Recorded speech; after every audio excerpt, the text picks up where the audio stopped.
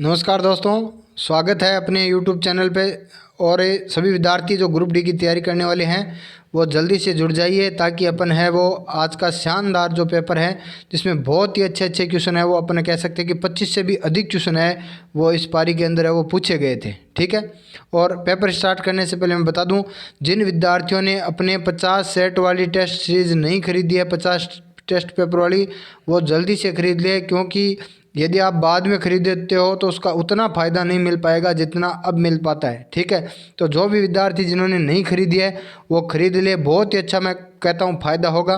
कुछ विद्यार्थी कहते हैं कि सर इसकी थोड़ी सी रेट है वो ज़्यादा है, तो मैं बता दूं आपको, यदि आप 30,000 रुपये की नौकरी के लिए 50 रुपये खर्च नहीं कर सकते तो ये तो देखो थोड़ी सी अपन कह सकते हैं कि यदि ज़्यादा है तो फिर तो देखो ज़्यादा ही होनी है। ठीक है, चलिए अपन है वो टेस्ट को स्टार्ट करते हैं। और पिछली बार और जिस टाइप के बहुत अच्छे अच्छे क्वेश्चन है वो पूछे गए थे, तो अपन देख लेते हैं। सबसे पहला क्वेश्चन जो इस पारी के अंदर पूछा गया था वो आपसे पूछा गया था कि एक एकल आवर्ती द्वारा उत्पन्न ध्वनि को क्या कहते हैं। देखिए, एकल आवर्ती के द्वारा जो उत्पन्न ध्वनि होती है उसको बोलते हैं टोन। ठीक है, बहुत ही अच्छा सा क्वेश्चन है, और भी आगे इस पारी के अंदर बहुत ही शानदार शानदार क्वेश्चन है वो पूछे गए थे। ठीक है, तो एकल आवर्ती द्वारा उत्पन्न ध्वनि को क्या बोलते हैं, उत्पन्न ध्वनि को क्या बोलते हैं, टोन बोलते हैं। ठीक है, आज आपको है वो गिनना भी है कि आपको कितने क्वेश्चन आ रहे थे और कितने नहीं आ रहे थे। ठीक है, तो आपको जैसे ही अपने और ख़त्म होता है सेशन, आप कमेंट बॉक्स में ज़रूर लिखेंगे कि मुझे इनमें से इतने क्वेश्चन आ रहे थे और इतने क्वेश्चन है वो नहीं आ रहे थे। ठीक है, ताकि उन जो चीज़ आपको नहीं आ रही है उसका पता लगा के उसके ऊपर काम किया जा सके। ठीक है, चलिए नेक्स्ट क्वेश्चन, अगला क्वेश्चन देख लेते हैं। अगला क्वेश्चन आपसे पूछा गया था कि शुक्राणु और युग्मक के और संयोग की कौन सी प्रक्रिया युग्मज नामक एक संरचना का निर्माण बनाते हैं। यानी कहने का मतलब ये है कि शुक्राणु और अंडाणु की कौन सी प्रक्रिया होती है जो मिलकर है वो युग्मज का निर्माण करती है, तो वो प्रक्रिया होती है फलन। और मैं आपको बता दूं कि फलन को क्या बोलते हैं, निषेचन बोलते हैं। क्या बोलते हैं, निषेचन बोलते हैं। ठीक है, तो ये प्रक्रिया कौन सी होगी, निषेचन होगी। ठीक है, चलिए अगला क्वेश्चन। अगला क्वेश्चन आपसे पूछा गया था कि एक पोर्टर ज़मीन से 12 किलोग्राम और सामान उठाता है। ठीक है, और उसे ज़मीन से 1.5 मीटर ऊंचाई तक ले जाता है। सामान पर और किया गया कार्य ज्ञात करना था। देखिए, कार्य बराबर क्या होता है, W बराबर होता है FS। W बराबर क्या होता है, FS होता है। अपने पास क्या है, अपने पास S तो दे रखा है कितना, 1.5 है, लेकिन अपने पास क्या नहीं है, अपने पास क्या नहीं है, F नहीं है। ठीक है, तो यहाँ पर F ज्ञात करने का देखो फॉर्मूला क्या होता है, F ज्ञात करने का फॉर्मूला होता है F बराबर है ma, और यहाँ पर M में नहीं, देखिए mg दे रखा है, तो M कितना हो गया, M हो गया 12 और g कितना हो गया 10, तो F बराबर कितना हो गया, F बराबर हो गया 120। ठीक है, तो अब यदि अपने को W ज्ञात करना है तो F इंटू एस, यहाँ F अपने पास हो गया 120 और S हो गया 1.5। ठीक है, तो किया गया जो कार्य है वो कितना हो जाएगा, 180 जूल हो जाएगा। ठीक है, किया गया कार्य कितना हो जाएगा, 180 जूल हो जाएगा। चलिए अगला क्वेश्चन। तो अगला क्वेश्चन आपसे पूछा गया था कि डाल्टन का परमाणु सिद्धांत है वो आधारित है। तो डाल्टन का जो परमाणु सिद्धांत है वो रासायनिक संयोजन पर आधारित है। ठीक है, रासायनिक संयोजन के दो नियम है, एक तो है द्रव्यमान संरक्षण का नियम। ठीक है, एक तो है द्रव्यमान संरक्षण का नियम और एक है नियत अनुपात का नियम। ठीक है, और ये आधारित किस पर है, डाल्टन के सिद्धांत पर आधारित है। चलिए नेक्स्ट क्वेश्चन अगला है कि किस समूह के अंदर है वो शैवाल कहा जाता है। शैवाल और किस समूह के पौधों को कहा जाता है, तो अपने को पता है शैवाल कहा जाता है थैलोफाइटा समूह का। ठीक है, पादप जगत का जो सबसे बड़ा समूह है वो कौन सा है, थैलोफाइटा समूह है, और जिसके अंदर क्या पाए जाते हैं, शैवाल है वो पाए जाते हैं। ठीक है, चलिए अगला क्वेश्चन। अगला क्वेश्चन है चीनी लवण का रासायनिक नाम क्या है जिसका उपयोग चीनी व्यंजन तैयार करने में किया जाता है। ठीक है, तो चीनी जो लवण है उसका रासायनिक नाम क्या है, मोनोसोडियम ग्लूटामेट है। ठीक है, याद रख लेना, नोट भी कर लेना, बहुत ही अच्छा सा क्वेश्चन है। चीनी लवण का रासायनिक नाम क्या होता है, मोनोसोडियम ग्लूटामेट होता है। ठीक है, चलिए अगला क्वेश्चन देख लेते हैं। अगला क्वेश्चन है परमाणु बलों के सिद्धांत की खोज किसने की थी। सीधा सा रटने वाला है। परमाणु बलों के सिद्धांत की खोज की थी हिडेकी हुआका ने। ठीक है, परमाणु बलों के सिद्धांत की खोज किसने की थी, हिडेकी हुआका ने की थी। चलिए नेक्स्ट क्वेश्चन देख लेते हैं। अगला क्वेश्चन है आधुनिक आवर्त सारणी की जो तालिका है उसमें निकल से पहले, सॉरी मेंडलीव की आवर्त सारणी, मेंडलीव की आवर्त सारणी के अंदर है वो तालिका में निकल से पहले है वो दिखाई देता है। ठीक है, तो यहाँ तो यदि अपन बात करें तो देखिए मोलिब्डेनम और स्ट्रांशियम और रुबिडियम तो कहीं दिखने वाली बात ही नहीं है। तो निकल से पहले कौन दिखता है, कोबाल्ट दिखता है। ठीक है, तो इसका सही जवाब क्या हो जाएगा, कोबाल्ट हो जाएगा।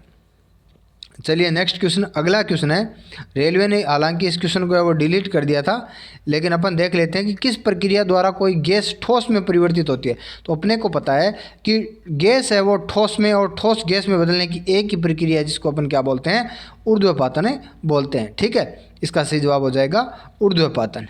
ठीक है, चलिए नेक्स्ट क्वेश्चन देख लेते हैं। अगला क्वेश्चन, तो अगला जो क्वेश्चन आपसे पूछा गया था वो पूछा गया था कि 10 न्यूटन बल किसी वस्तु पर कार्य कर रहा है और वह बल की दिशा में 5 मीटर विस्थापित होती है, तो किया गया कार्य क्या होगा। अभी पढ़ा अपने आप सामने आया था कि W बराबर होता है Fs।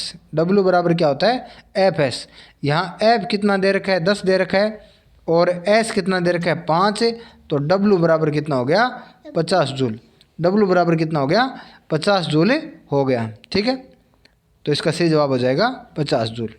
चलिए अगला क्वेश्चन, तो अगला क्वेश्चन जो है वो है निम्नलिखित में से चुने जो सैवनी तंत्र के संदर्भ में सत्य नहीं है। देखिए ये क्वेश्चन तो मैं कह रहा हूँ हर पारी के अंदर, ये अभी पीछे हमने देखा है हर पारी में ये क्वेश्चन पूछा गया है, कौन सा सत्य नहीं है। तो अपने को पता है कि मानव आरबीसी का जीवन काल क्या होता है, 115 से 120 दिन होता है।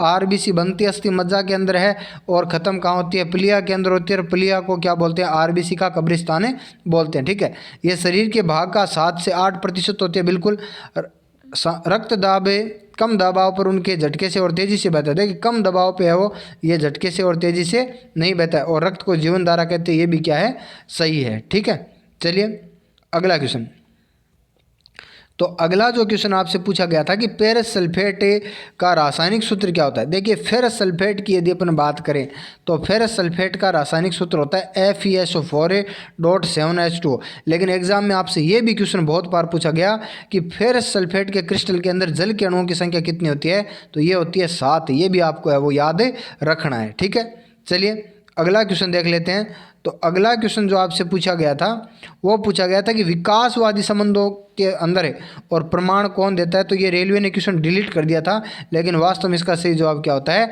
जीवाश्म होता है। ठीक है, विकासवादी संबंधों के बारे में जानकारी कौन प्रदान करते हैं, जीवाश्म है वो प्रदान करते हैं। ठीक है, चलिए नेक्स्ट क्वेश्चन, तो अगला क्वेश्चन पूछा गया था, बहुत ईजी सा क्वेश्चन है कि ओम है वो किसकी इकाई होती है। तो अपने को पता है प्रतिरोध की इकाई क्या होती है, ओम होती है। ठीक है, प्रतिरोध की इकाई क्या होती है, ओम होती है। ठीक है, चलिए अगला क्वेश्चन देख लेते हैं। तो अगला जो क्वेश्चन पूछा गया था वो पूछा गया कि निम्नलिखित में से कौन सी एक अवक्षेपण अभिक्रिया। अपने को पता है कि अवक्षेपण जो अभिक्रिया होती है उसको द्विविस्थापन अभिक्रिया भी कहते हैं। अवक्षेपण जो अभिक्रिया होती है उसको द्विविस्थापन अभिक्रिया भी कहते हैं। ठीक है, तो यहाँ पर द्विविस्थापन अभिक्रिया का मतलब ये होना चाहिए कि दोनों साइड के अंदर है वो लवण होने चाहिए। ठीक है, यहाँ लेड मीथेन, ठीक है, और कैल्शियम ऑक्साइड कैल्शियम कार्बोनेट। लेकिन यहाँ पर क्या बन रहा है, यहाँ पर कैल्शियम कार्बोनेट है, ये क्या है, एक प्रकार की विस्थापन अभिक्रिया है। ठीक है,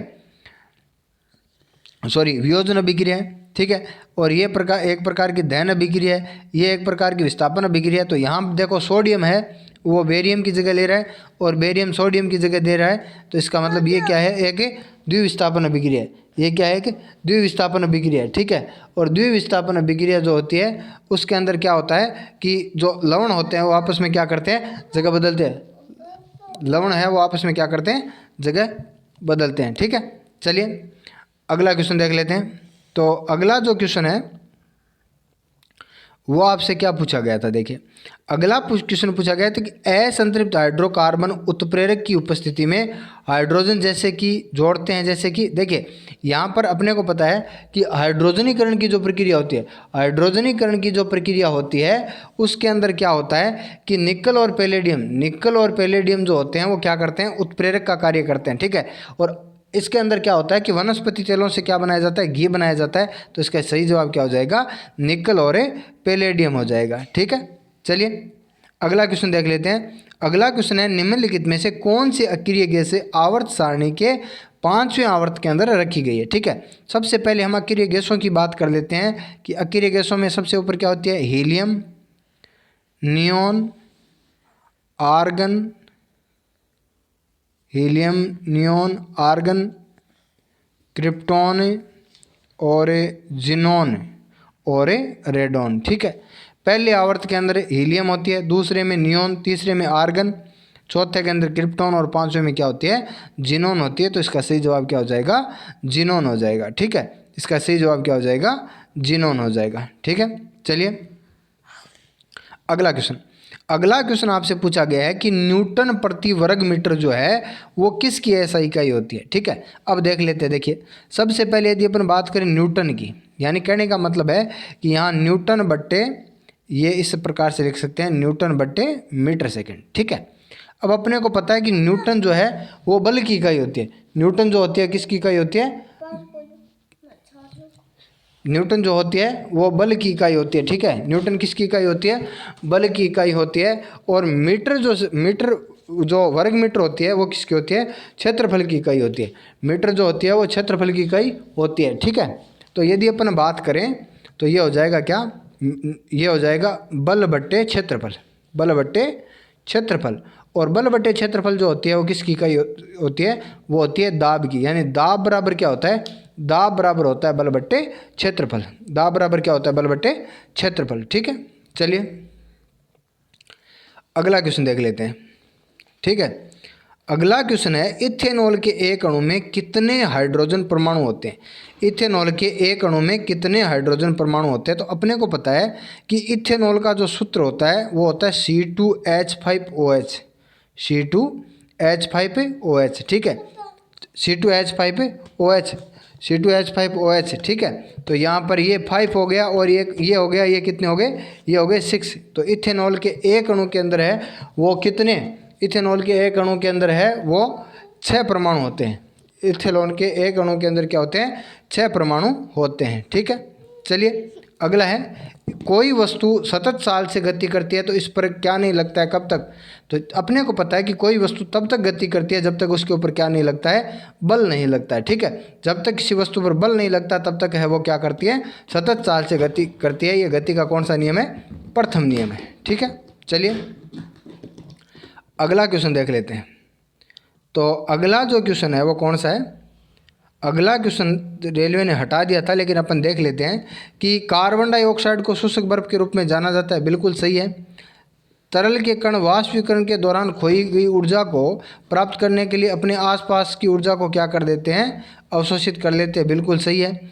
ठोस से कार्बन डाइऑक्साइड सीधे गैसीय अवस्था में परिवर्तित हो जाती है, ये भी क्या है, सही है। तो इसका सही जवाब क्या होता, इसका सही जवाब हो जाता सभी सही है। ठीक है, इसका सही जवाब क्या हो जाता, सभी सही हो जाता। ठीक है, चलिए अगला क्वेश्चन देख लेते हैं कि एरियोलर उत्तक, एरियोलर उत्तक का मतलब क्या होता है, वशीय उत्तक होता है। ठीक है, ये अंगों के अंदर स्थान भरता है और आंतरिक अंगों को क्या करता है, सहारा प्रदान करता है, उत्तकों की क्या करता है, मरम्मत करता है। ठीक है, एरियोलर उत्तक या इसको क्या बोलते हैं, वशीय उत्तक कहते हैं। ठीक है, चलिए अगला क्वेश्चन देख लेते हैं। अगला जो क्वेश्चन है वो क्या है, विद्युत चालक की प्रतिरोधकता इस पर निर्भर करती है। विद्युत चालक की प्रतिरोधकता है वो इस पर निर्भर करती है। ठीक है, तो अपने को पता है कि पार अनुभाग के क्षेत्रफल पर भी निर्भर करती है। बिल्कुल सही बात है। और लंबाई पर भी निर्भर करती है। बिल्कुल सही बात है।